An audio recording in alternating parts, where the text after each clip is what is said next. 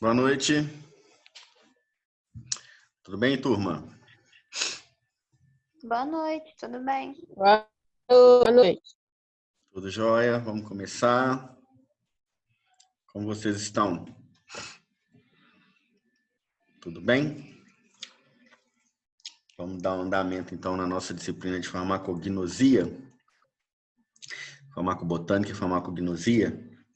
Bom, só para contextualizar aqui, para a gente se organizar.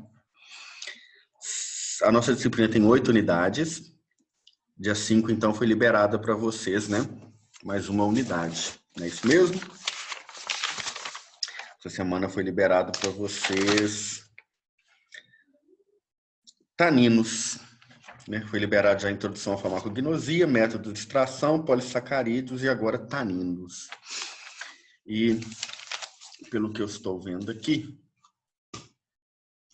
a nossa prova será no dia 22/4. Então, a gente tem 2 semanas ainda, né? 8 hoje, depois 15, depois 22. Então, vocês têm um prazo ainda.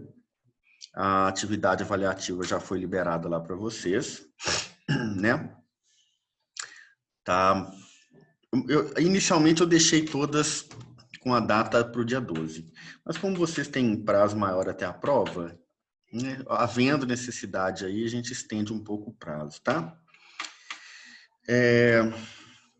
Vamos à nossa disciplina, então, de onde a gente parou. Na aula passada, eu comecei... Na aula passada, na última aula, né, nós tivemos um feriado aí. Quinta passada nós não tivemos aula, então nós paramos aqui lá no dia 25 de março, se não me engano. Oi, Hermine. Oi. Deixa eu te fazer uma pergunta. Quando, assim, tem um processo que faz uma tintura de alguma parte da planta e tudo, continua sendo fitoterápico? A tintura? Isso. Bom, se você observou lá, a tintura, ela é uma solução hidroalcoólica, sabe? Ela não é exatamente um medicamento fitoterápico. Então, ela é derivada. Você viu lá que nós temos os derivados? Você viu que existe isso? Você está perguntando por causa do exercício que tem lá? Eu fiquei na dúvida. Você está com ele em mãos para a gente discutir? Tô. Você vai, lê aí que eu vou te explicar. Quais são as opções aí para você marcar o fitoterápico? Fala aí que eu vou te explicar por quê da resposta certa. Fala a primeira letrinha aí. Comprimido contendo digoxina, 0,25 miligramas isolada de folhas de digitalis e anata. A digitalis é a planta da qual se extrai a digoxina, é um medicamento muito usado, né, para insuficiência cardíaca digestiva. Se ela foi extraída, ela não é mais fitoterápica. Ela vira princípio ativo, é vegetal, mas é isolado. Então não é fitoterápico mais. Eu não tenho a complexidade da planta. Qual que é a próxima? Cápsula de ginkgo biloba, 80 miligramas, contendo extrato seco padronizado. E justamente, essa é uma cápsula produzida somente com a droga vegetal seca. Essa é a resposta certa. Qual que é a próxima? Glóbulos homeopáticos de pulsatila.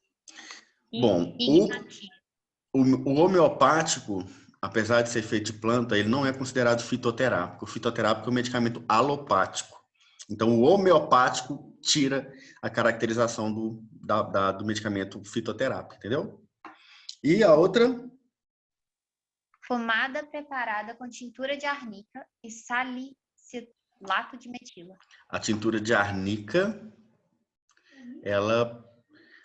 se fosse uma pomada preparada com a arnica, ela seria um fitoterápico, sim. Mas como eu tenho salicilato de metila, que é um produto extraído, é um princípio ativo isolado, aí eu já não vou considerar fitoterápico mais, entendeu? Essa que é a sua pergunta? Tem mais? Não, era essa. Aí, no caso aqui, mesmo sendo tintura, seria um fitoterápico da mesma forma. Se fosse Sendo já. somente a pomada da tintura, seria homeopático, sim. Desculpa, seria fitoterápico se fosse somente... Porque é aquilo que eu disse, a tintura ela não é utilizada normalmente como medicamento fitoterápico, sabe? Mas caracteriza-se como um processo extrativo.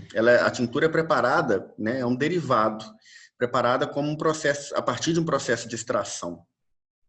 Então, se eu produzo um xarope, uma pomada com a tintura, ela é considerada homeopática. Agora, como está na questão aí, o salicilato de metila é um princípio ativo isolado. Não é por causa da tintura, é por causa do salicilato de metila, entendeu? Entendi. Obrigada, Salicilato de Emílio. metila é a extração de um princípio ativo e isolamento. Então, aí já não vai ser mais considerado. Os demais, todos estão incorretos, pelo que a gente viu, e o correto é o cápsula do ginkgo biloba, beleza? Beleza. Então, Obrigada. eu entendi sua pergunta agora. A tintura, normalmente, ela não é usada... Ela é usada como base para preparo do fitoterápico. Não é usada como fitoterápico, não, porque tem concentração hidroalcoólica, né? Concentração alcoólica alta. Então, ela, por si só, é considerada complexa como a planta, é considerado um extrato fitoterápico. Mas ela é utilizada para produzir um medicamento, tá? Não é muito comum a utilização das tinturas propriamente ditas como medicamento, não. Mas como base, sabe? Como matéria-prima. Então, vamos lá. Flavonoides, já começamos a falar de flavonoides, vocês vão se lembrar que eu falei da coloração, falei até da florzinha azul, né? Se lembram? Então, todo mundo vai se lembrar disso aí. Mostrei para vocês a florzinha lá da clitória, que é o feijão borboleta.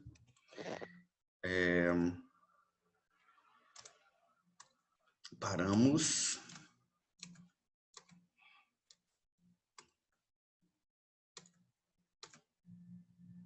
Paramos aqui. Isso. Então, eu parei aqui. A gente estava falando sobre flavonoides.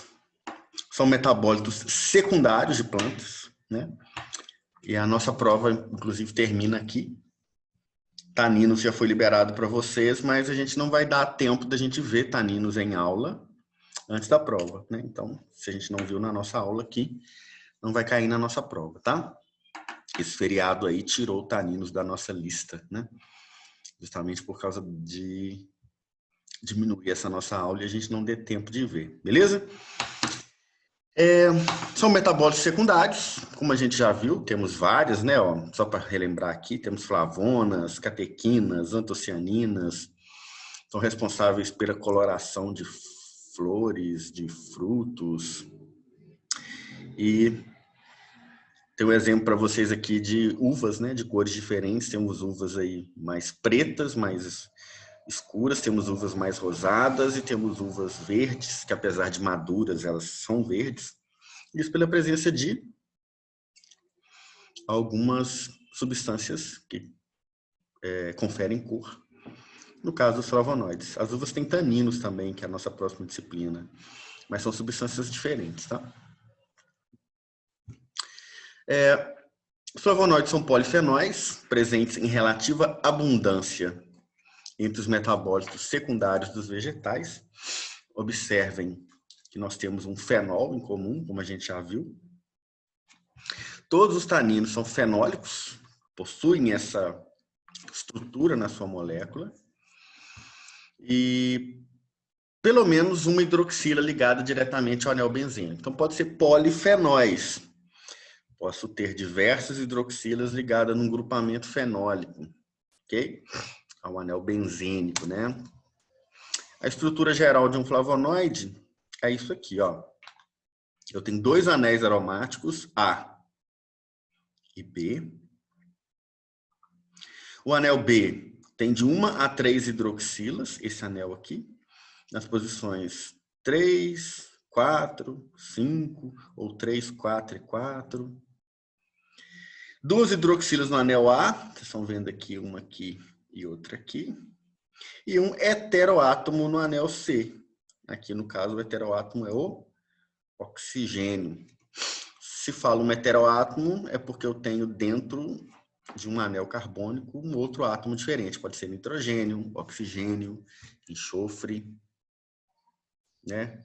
Oxigênio, nitrogênio, enxofre, são os mais comuns aí que a gente vê. Por que eu tenho um Rzinho aqui? Estou falando hidroxila, por que eu tenho um Rzinho e não um OH? Porque às vezes por reações químicas, né, metabólicas da planta, acaba sendo que a hidroxila perde o hidrogênio e entra um radical aqui, metil, etil, tá? Vira uma substância mais complexa às vezes, com, né, grupos maiores.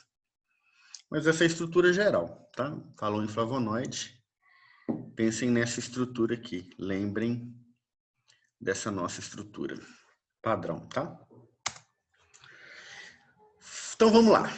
Flavonoides, nomes e descrições. Flavonas, presente em frutos, especialmente cítricos na casca e em cereais, conferindo coloração amarela. Laranja tem, tangerina tem,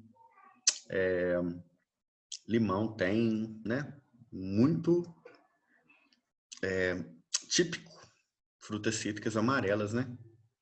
Apesar da gente ter também, acho que são mais esverdeadas por natureza, né? Mesmo estando maduras, mas a grande maioria, quando amadurece, fica com coloração amarelada ou alaranjada, né? Tangerina, cidra, bergamota, né? São tipos aí de frutas cítricas, todas parentes, né? E todas que apresentam flavonas nas suas cascas, pericarpos, principalmente, né?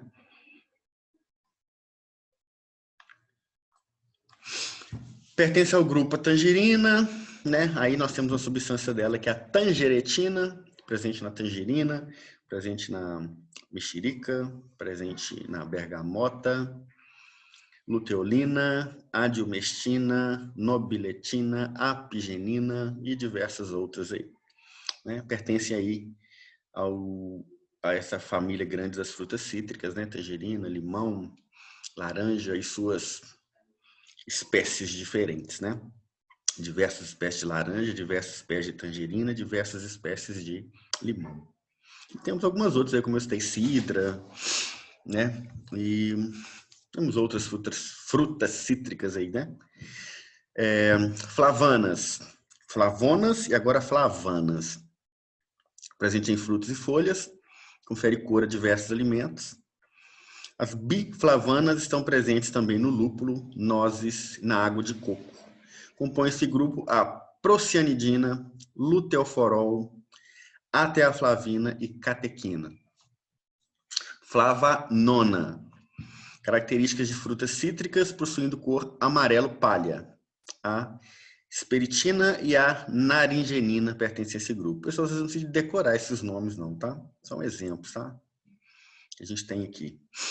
É mais importante vocês saberem que são flavonoides e que estão presentes nesses frutos. Pode aparecer exemplos de alguma questão assim, perguntando especificamente sobre esses grupos aqui, esses nomes, mas de flavona, flavana, flavonona, flavonol, os flavonoides aqui que a gente está vendo, mas detalhadamente não, tá? Não se preocupem. Os flavonoides são abundantes no reino vegetal, possuem cor amarelo pálida. As principais representantes do grupo são as quercetina, rutina, mircetina e canferol.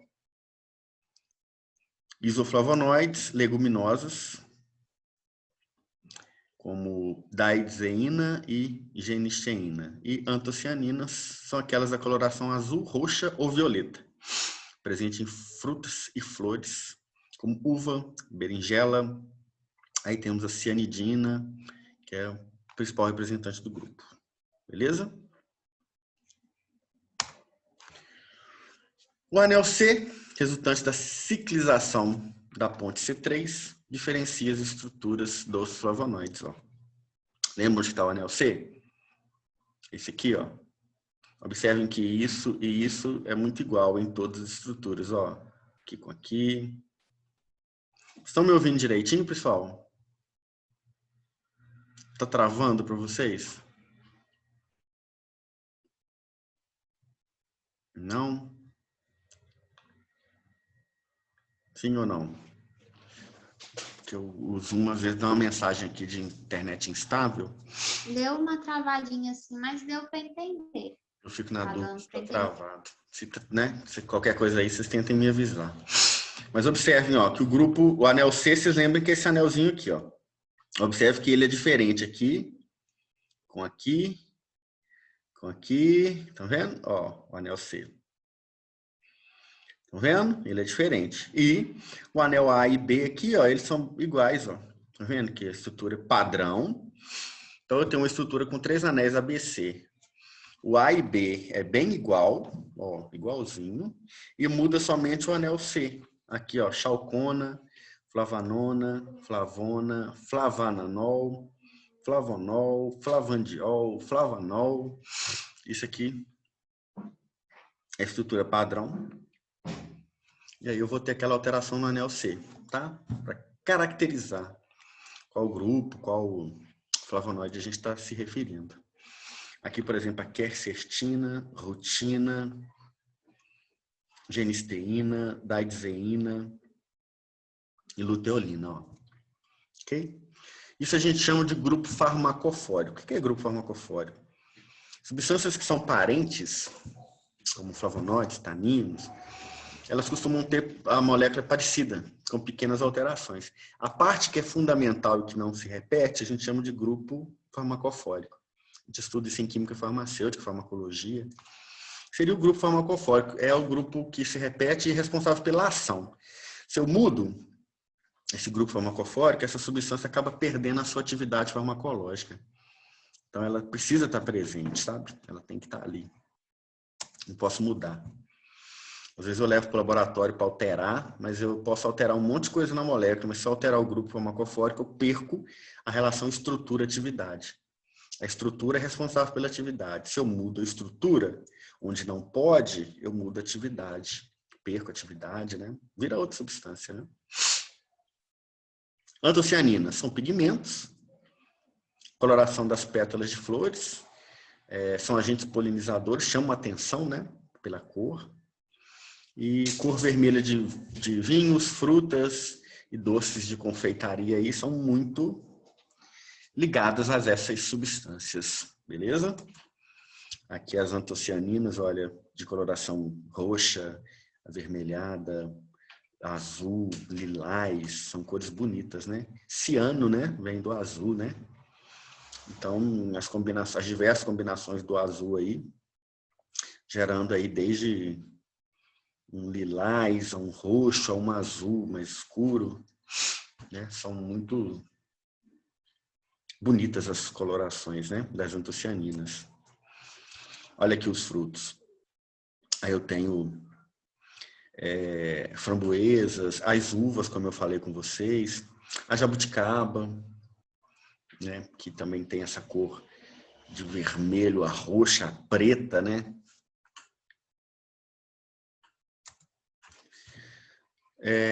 A estrutura, a base fundamental, né? Como a gente viu, pode apresentar hidroxila, ou um grupo metil, ou né, um açúcar, um glicídio ligado ali, ou um carbono diretamente ligado no glicídio aqui, ó. Chamar de heterosídeo quando é a presença de açúcares. Então, nós podemos ter os heterosídeos aí quando tem açúcares presentes. Hidroxilas e metoxilas aqui no anel A. No anel B eu posso ter também uma variedade, hidroxila, metoxila, tá? Em 3, 1, 2, 3, 3, 4, dependendo, né? 3, 4, 4, dependendo da conformação aqui. Quando eu tenho açúcar, eu posso ter o açúcar ligado ao oxigênio aqui no número 3, no número 7, né? No número 3, número 4, né? 3, 7, 3, 4, formando substâncias que a gente chama de heterosídeo, justamente porque eu tenho a presença dos açúcares, tá? Heterosídeos cardiotônicos são aqueles heterosídeos que têm presença de um grupamento de açúcar, né? Açúcares presentes ali.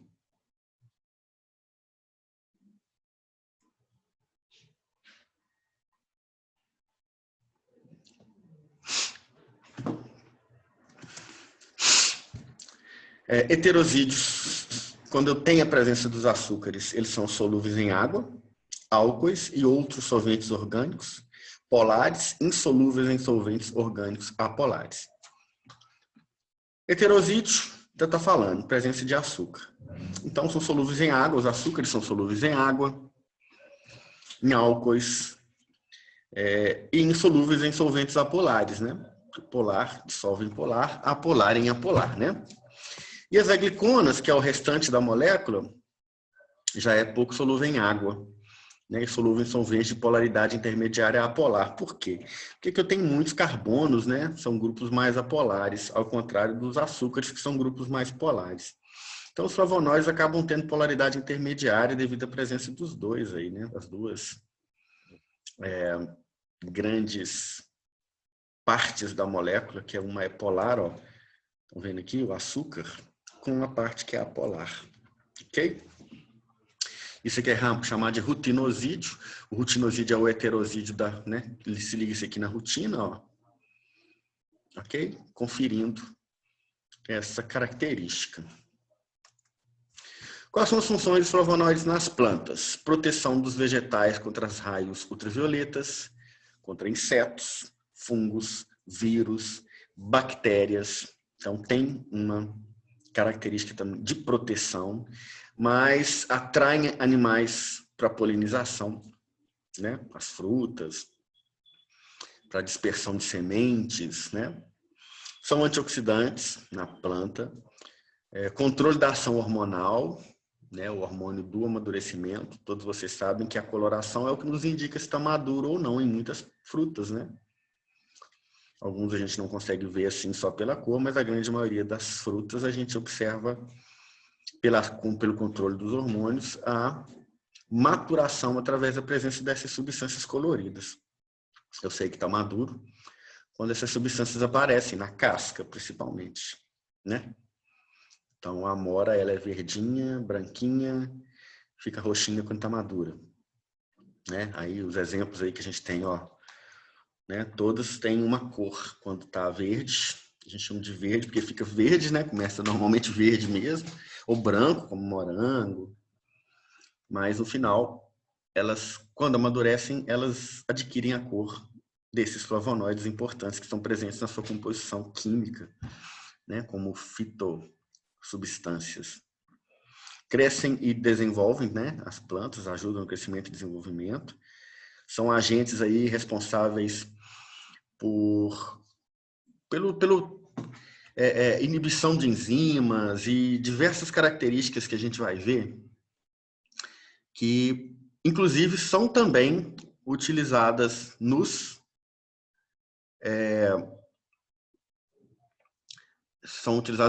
seres humanos justamente por essa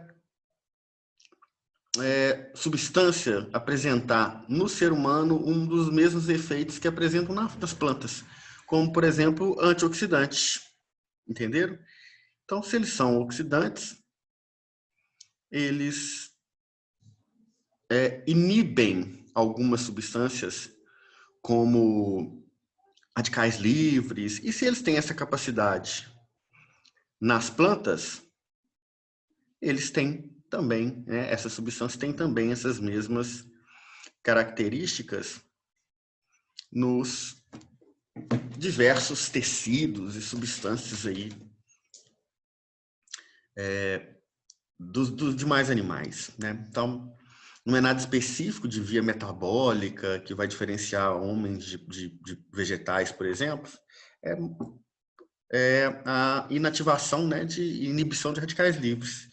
Então, tem em planta, tem no ser humano. Então, qualquer animal que utilizar isso vai ter o efeito antioxidante dessas substâncias, ok? Hábitos alimentares são muito diversos no planeta, né, pessoal? A gente sabe que, com relação ao aspecto nutricional, é muito amplo a variação do que as pessoas comem, a grande variedade das dietas, mas estima-se um valor diário médio de 23 miligramas. Nós temos aí um exemplo que eu pus aí, por exemplo, aqui é o Mediterrâneo, a dieta do Mediterrâneo, que tem uma grande, muito estudada, né? Tem muito azeite, vinho, peixe, ali da região do Mediterrâneo, da Itália, né? E ajudam as pessoas a viverem mais tempo. São, né, idosos aí que vivem muito tempo justamente porque substâncias que inibem colesterol, controlam a pressão arterial, são antioxidantes e ajudam, né, a diminuir a velocidade do envelhecimento. Então, vocês já devem ter, em algum momento, escutado esse termo, dieta do Mediterrâneo. Né? Vinho em consumo moderado, né? Estamos falando como bebida alcoólica, não, mas como alimento. Azeite, que é gordura boa, né? Lipídio bom. E também consumo de peixe, que é gordura boa. Então, a pessoa comendo peixe, bebendo, tomando vinho e azeite, né? Ela tem como base da dieta, ela tem, né, uma sobrevida, né? E qualidade de vida também, né? Viver mais, mas com qualidade de vida. Aspectos funcionais. Nos últimos anos, o interesse por esses pigmentos se intensificou, uma vez que pesquisas têm demonstrado que as antocianinas e suas respectivas agliconas são compostos bioativos que possuem capacidade antioxidante, entre vários outros efeitos farmacológicos, como anticarcinogênico, anti-inflamatório, antimicrobiano, antialérgico, antioxidante. De novo, deu uma mensagem para mim aqui de conexão. Fala para mim como é que tá aí a nossa aula. Tá beleza? Tá dando para ouvir direitinho? De vez em quando trava um pouquinho, mas tá dando para ouvir. Eu recebo uma mensagem às vezes aqui, que tá internet instável. Os terapêuticos, alergia. Estudos demonstram que os flavonoides inibem a liberação de histamina e o aumento da permeabilidade capilar induzida por ela. Assim, com a anafilaxia, forma mais severa, né, da alergia, observada em cobaias. Então, tem um efeito antialérgico. Tem também efeito anti-inflamatório, que atua na inibição da enzima lipoxigenase, que converte o ácido araquidônico presente na dieta em leucotrienos, que são os mediadores de asma, alergia e inflamação. Está ligado ao efeito antialérgico e ao efeito anti-inflamatório, né? Lá na via do ácido araquidônico, leucotrienos, prostaglandinas, né, pessoal? Não sei se vocês já estudaram isso em bioquímica. A via do ácido araquidônico, onde age aí os anti-inflamatórios, analgésicos, antialérgicos, inibidor de agregação plaquetária, né? Não é isso mesmo? Prostaglandinas, leucotrienos, tromboxanos, tudo vem dessa via. A via da inflamação. Outras enzimas associadas às reações asmáticas e alérgicas também são inibidas, como a TPase, dependente de cálcio, a AMP fosfodiesterase, funciona conjuntamente para estimular a inibição de histamina dos basófilos, promovendo a reação antialérgica. Então, como eu disse, alergia, inflamação, dor, né? Efeito de trombose, formação de trombos, né? De coagulação sanguínea, né? Então, relacionados a essa via do ácido araquidônico. Atua na estabilização do colágeno, que é a principal proteína do músculo e do tecido conectivo.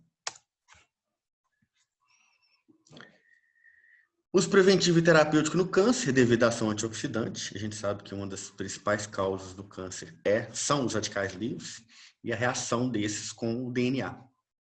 Então, eles alteram o DNA, as células ficam defeituosas e começam a se multiplicar de forma defeituosa, né? Gerando câncer. Estão relacionados com a regulação do crescimento das células, agindo em proteínas reguladoras, como a P53, a ação da quercetina na remoção do éster de fosfato do grupo fenol da tirosina, responsável pela função da proteína fosfoquinase, dessa forma impedindo a tirosina de ser fosforilada, mantendo a eficiência da bomba de sódio e potássio, que é influenciado por essa enzima. Aí, o que isso quer dizer? Vai impedir aí o desenvolvimento de danos no DNA, principalmente. Impede o transporte de glicose na membrana plasma e assim dificulta a produção de energia para as células cancerígenas. Então, tem ainda essa questão da nutrição, né? Ela dificulta a nutrição das células cancerígenas. São também antimicrobianos. Os flavonoides provenientes das plantas têm função de protegê-las do ataque de micro-organismos. E os micro-organismos agem de uma maneira muito semelhante em plantas e seres humanos, causando infecção. Então, se inibe nas plantas, provavelmente vai ter a mesma capacidade de inibir nos animais.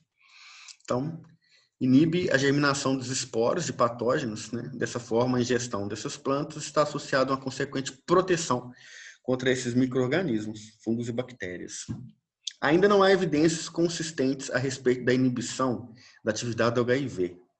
Contudo, a quercetina, como outros flavonoides, parecem interferir no ciclo de vida desse vírus, né? Então, existe essa capacidade de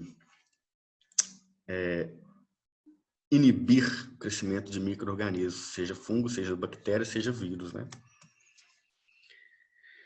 As propriedades antioxidantes estão relacionadas à estrutura molecular, né? Principalmente as hidroxilas que estão ligadas aqui, podem reagir, né? Com esses radicais livres. Hepatite alcoólica e outros problemas hepáticos são eficazes na prevenção e tratamento de enfermidades hepáticas, como cirrose, hepatite alcoólica. Saúde cardiovascular, possui diferentes mecanismos de prevenção de doenças cardiovasculares, como inibição da agregação plaquetária, está lá na via do ácido araquidônico também, de novo. Redução dos altos níveis de lipídios no sangue, né? Triglicérides, colesterol ruim, colesterol total, prevenção da oxidação das proteínas e formação do LDL, né? Arritmias, etc.